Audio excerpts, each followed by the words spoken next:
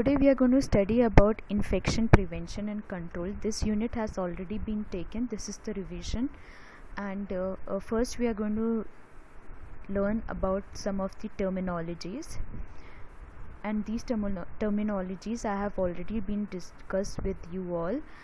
It is just going to be a revision class. First of all is asepsis. Asepsis means freedom from infection or prevention of contact with microorganisms. When there is freedom from infection or there is prevention of contact with microorganisms, that is known as asepsis. Second is antiseptic, an agent that inhibits the growth and development of microorganisms without necessarily killing them. So it is not necessary that antiseptic kills the microorganisms, it inhibits the growth and development of microorganisms. Autoclaving, it is the process of sterilization by steam under pressure using an apparatus called autoclave.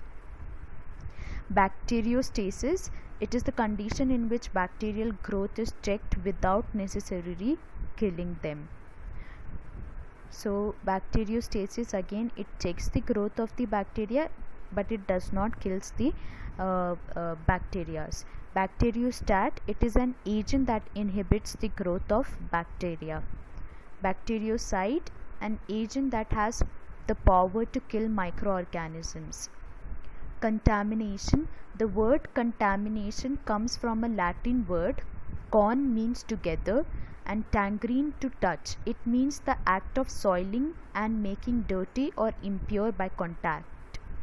So by contact, if anything is becoming impure or dirty just by touching or by coming in contact with something, anything is becoming soiled, then it is considered as contaminated. Culture, growth of microorganisms or other living cells, usually used for growth of microorganisms. Culture मैंने आपको पहले भी बताया था कि culture जो है हम माइक्रो ऑर्गेनिजम्स के लिए को ग्रो करने के लिए हम यूज़ करते हैं. फॉर एग्ज़ाम्पल जब हम ब्लड कल्चर टेस्ट करते हैं, ब्लड कल्चर टेस्ट में एक मीडियम होता है, एक बॉटल में एक मीडियम होता है, उसमें हम जब ब्लड को कल्चर करते हैं, ब्लड में जो माइक्रो ऑर्गेनिजम्स है उसको कल्चर करते हैं, तो उसके माइक्रो ऑर्गेनिजम्स अच्छे से ग्रो हो पाते हैं और फिर हमें पता चलता है कि हमारे ब्लड में कौन से माइक्रो ऑर्गेनिजम्स है और कौन से बैक्टीरियाज एक्ट कर रहे हैं. क्रॉस इन्फेक्शन का मतलब होता है जो इन्फेक्शन एक दूसरे से ट्रांसमिट होता है, एक दूसरे से फैलता है, उसको हम क्रॉस इन्फेक्शन बोलते हैं. Infection transmitted between individuals infected with different pathogenic organisms. It usually occurs in the hospital, और ये ज़्यादातर हॉस्पिटल में होता है. It is the infection of the client with the disease other than that for which he had been admitted. और जिस disease से वो एडमिट हुआ था उसके अलावा उसको अगर कोई और डिज़ीज़ हो जाए हॉस्पिटल में रहते रहते किसी और पेशेंट से, तो उसको हम क्रॉस इन्फेक्शन बोलेंगे. In other words, the client gets the infection from someone else during his stay in the hospital. Carrier वो होता है जिसके बॉडी में माइक्रो ऑर्गेनिजम्स है, लेकिन अभी तक वो माइक्रो ऑर्गेनिजम्स ने साइन एंड सिम्टम्स शो नहीं किया. A person who harbors pathogenic organisms of a disease in his body without showing the signs and symptoms of that disease and thus acts as a carrier or distributor of that disease. तो जिसकी body में वो micro organisms होते हैं पर अभी उसने sign and symptoms show नहीं किया, लेकिन वो जो पैथोजेनिक ऑर्गेनिजम्स है उसको दूसरों में ट्रांसफ़र कर सकता है. जो पेशेंट्स को हम क्वारंटाइन में रखते हैं, जो लोगों को हम क्वारंटाइन में रखते हैं, वो लोग होते हैं जिनका हमें ऐसा लगता है कि सपोज़ कोई दूसरी कंट्री से आया है और हमें ऐसा लगता है कि इसको ये डिज़ीज़ है, लेकिन वो अभी सिम्टम्स शो नहीं कर रहा. हो सकता है वो 14 दिन के बाद सिम्टम्स शो करे, तो हम उन्हें क्वारंटाइन में रख देते हैं. 14 दिन या कोई जितना उस डिज़ीज़ का इंक्यूबेशन पीरियड है उतने दिन हम उसे क्वारंटाइन में रख देते हैं, बाद में शायद वो डिज़ीज़ शो करे. साइन एंड सिम्टम्स शो करे। और अगर हम उसे क्वारंटाइन में नहीं रखेंगे तो वो जो हेल्दी पेशेंट्स है उनको आसानी से डिजीज़ स्प्रेड कर सकता है। तो वो कैरियर होता है जिनमें पैथोजेनिक ऑर्गेनिजम्स होते हैं पर वो साइन एंड सिम्टम्स शो नहीं कर रहा और दूसरे लोगों को डिजीज़ स्प्रेड कर सकता है। Colonization, it occurs when a microorganism is present or invades a host, grows and multiplies there but does not cause disease or infection। तो colonization का मतलब होता है माइक्रो ऑर्गेनिज्म जब कॉलोनीज बना देते हैं किसी भी होस्ट के अंदर। होस्ट मतलब जैसे कि कोई ह्यूमन बीन है, उसके अंदर माइक्रो ऑर्गेनिजम्स ग्रो होते हैं और मल्टीप्लाई होते हैं, एक कॉलोनी बना देते हैं, लेकिन अभी तक डिजीज़ नहीं शो करते। It does not cause any disease, it only grows and multiplies over there, that is known as colonization। complication, अगर कोई नई बीमारी हो जाती है पुरानी बीमारी के चलते चलते तो उसको हम कॉम्प्लिकेशन बोलते हैं। पुरानी बीमारी के बिगड़ने से, या आप बोल सकते हो पुरानी बीमारी के बिगड़ने से कोई नई बीमारी हो जाती है तो उसको कॉम्प्लिकेशन बोलते हैं। डिसइंफेक्शन का मतलब होता है to destroy all pathogenic organism. Concurrent disinfection मैंने पहले भी आपको बताया था कि ये वो इमीडिएट डिसइंफेक्शन होता है। ये जब हम करते हैं during a course of illness, जब पेशेंट हॉस्पिटल में होता है तब जो हम डिसइंफेक्शन करते हैं that is known as concurrent disinfection. जब हम पेशेंट के जो आर्टिकल्स वगैरह हैं उसको टाइमली डिसइंफेक्ट करते हैं उसके हॉस्पिटल में होते हुए ही, तो उसको हम कॉन्करेंट डिसइंफेक्शन बोलते हैं। और टर्मिनल डिसइंफेक्शन उसे बोलते हैं जब पेशेंट या तो डिस्चार्ज हो जाता है या उसकी डेथ हो जाती है या फिर वो किसी यूनिट से रिलीज़ हो जाता है, तो तब हम जो डिसइंफेक्शन करते हैं उसकी यूनिट का, उसके आर्टिकल्स का, तो तब हम उसको टर्मिनल डिसइंफेक्शन बोलते हैं। और डिसइंफेक्टेंट क्या होता है, वो एजेंट्स होते हैं जो पैथोजेनिक ऑर्गेनिजम्स को मारते हैं, उन्हें हम डिसइंफेक्टेंट्स बोलते हैं। जैसे कि सैवलॉन सोल्यूशन, ये सारे क्या हैं, डिसइंफेक्टेंट्स है, ये पैथोजेनिक ऑर्गेनिजम्स को मारने में हेल्प करते हैं। फिर droplet infections. Droplet infection, it is the infection of individual by the means of fine particles of saliva and mucus that are expelled from mouth and nose of another person during coughing, sneezing or speaking। तो किसी के कफ करने से, sneeze करने से या बात करने से उसके मुंह से या नाक से जो सलाइवा आता है उसमें छोटे छोटे पार्टिकल्स होते हैं और ये पार्टिकल से जो इन्फेक्शन होता है उसको हम बोलते हैं ड्रॉपलेट इन्फेक्शन। ये क्योंकि सलाइवा या म्यूकस में क्या बोलते हैं माइक्रो ऑर्गेनिजम्स होते हैं और इन माइक्रो ऑर्गेनिजम्स का दूसरे ह्यूमन बीन को ये दूसरे ह्यूमन बीन में जाकर इन्फेक्शन कॉज कर सकते हैं। So this is known as droplet infection.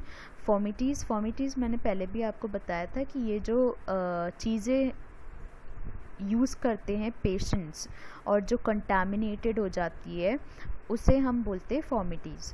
Objects that may have been in contact with the contagious disease and are capable of transmitting that disease. Example cup, spoon, linen, toys, bed pan, ये सारी चीज़ें patients use करता है और ये दूसरे patient को disease spread कर सकती है अगर हम इसको सही से डिसइंफेक्ट ना करें तो। Fumigation, it is the process of disinfection by exposure to the fumes of a vaporized germicide।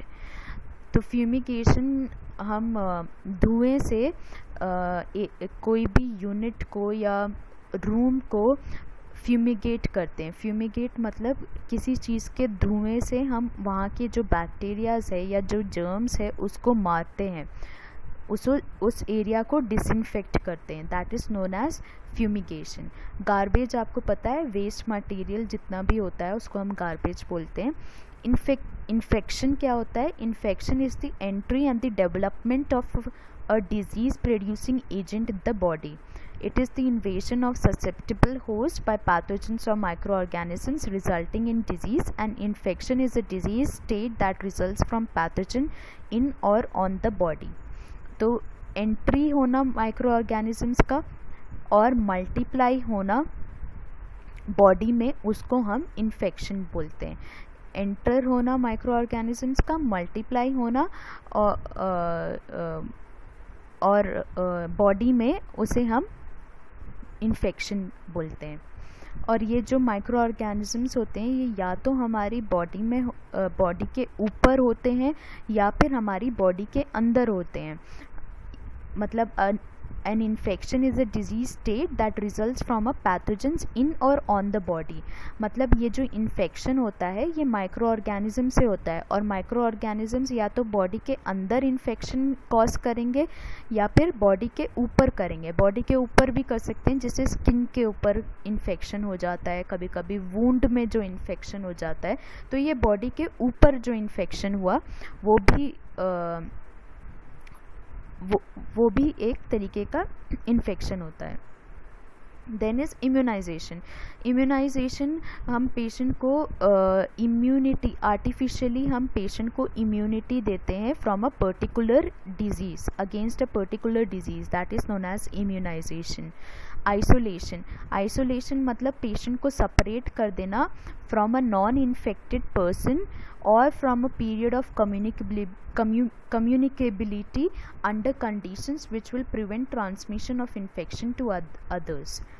तो पेशेंट को सेपरेट कर देना कम्युनिटी से या कोई भी नॉन इन्फेक्टेड पर्सन से, ताकि वो डिजीज़ को स्प्रेड ना करे। Mechanical work done using force और motion is known as mechanical. अब नोजोकोमियल इन्फेक्शन क्या होता है? Hospital acquired infection. जो इन्फेक्शन पेशेंट का हॉस्पिटल में एडमिशन के वक्त नहीं था लेकिन उसके हॉस्पिटल में स्टे करने के वक्त उसको हो जाता है, उस इन्फेक्शन को हम बोलते हैं nosocomial infection.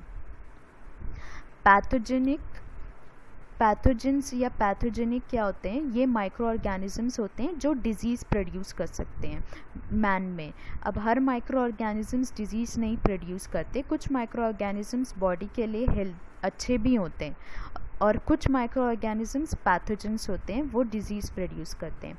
Portal of entry. Portal of entry का मतलब होता है जहाँ से माइक्रो ऑर्गेनिजम्स एंटर होते हैं बॉडी में, उसको हम बोलते हैं portal of entry. Example respiratory tract से एंटर होते हैं, डाइजेस्टिव ट्रैक से एंटर होते हैं, जेनेटो यूरिनरी ट्रैक से एंटर होते हैं या स्किन से एंटर होते हैं। Portal of exit. Portal of exit जहाँ से माइक्रो ऑर्गेनिजम्स निकलते हैं उसको हम बोलते हैं पोर्टल ऑफ एग्जिट। ज़्यादातर एंटर होना और एग्जिट होना माइक्रो ऑर्गेनिजम्स का एक ही जगह से होता है। फॉर एग्ज़ाम्पल अगर रेस्पिरेटरी ट्रैक से एंटर हुए हैं तो स्नीजिंग या कफिंग के थ्रू रेस्पिरेटरी ट्रैक से ही निकलेंगे, तो ये एक ही हुआ। ज़्यादातर ऐसा होता है कि एक ही होता है, एंट्री और एग्जिट एक ही होती है।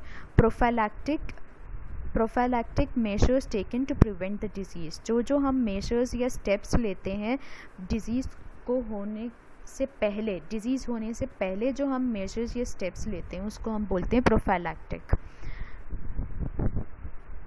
Quarantine detention or isolation of a well person who have come in contact of an infectious disease for a period of time equal to the longest incubation period of that disease। तो हम इसमें क्या करते हैं, लोगों को isolate कर देते हैं अगर वो किसी इन्फेक्शियस डिजीज़ से कांटेक्ट में आ गए हो तो, और कितने दिनों के लिए आइसोलेट करते हैं? जब तक उस डिज़ीज़ का जो लॉन्गेस्ट इंक्यूबेशन पीरियड होता है उतने दिन के लिए हम आइसोलेट करते हैं। जैसे कोरोना वायरस का इंक्यूबेशन पीरियड 7 to 14 डेज़ है, तो लॉन्गेस्ट इंक्यूबेशन कौन सा है? 14 डेज़। 7 क्या है? Shortest incubation period. या तो 7 दिन के अंदर सिम्टम्स शो करने लगेगा पर्सन, या फिर 14 दिन के अंदर शो करेगा। तो हम लॉन्गेस्ट इंक्यूबेशन पीरियड लेते हैं और उतने दिनों के लिए हम जो पर्सन है उसको आइसोलेट कर देते हैं। रेफ्यूज़ वही अनवांटेड और डिस्कार्डेड वेस्ट मटेरियल्स होते हैं।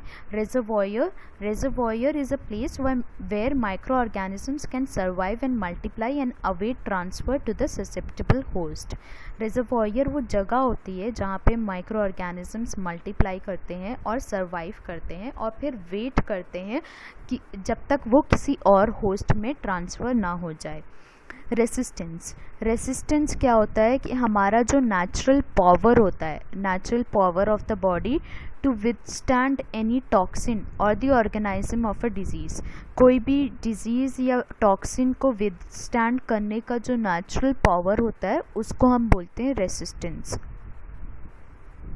विथस्टैंड करना मतलब बर्दाश्त करना, बर्दाश्त करने का जो पावर होता है।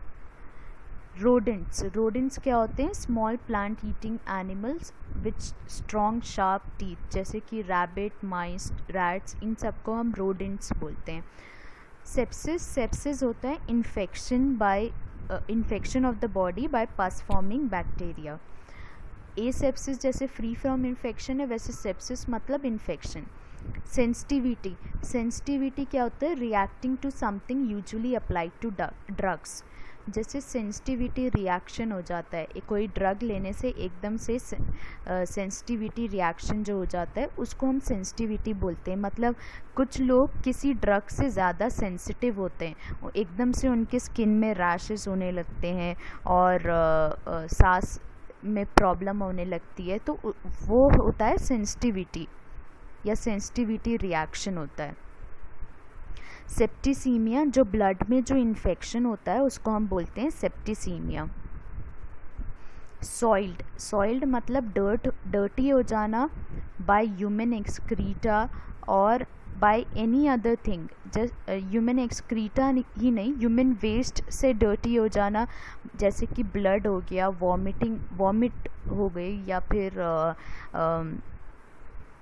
स्टूल्स हो गए, यूरिन हो गए, इन सब चीज़ों से डर्टी जब हो जाता है तो उसको सॉइल्ड बोलते हैं।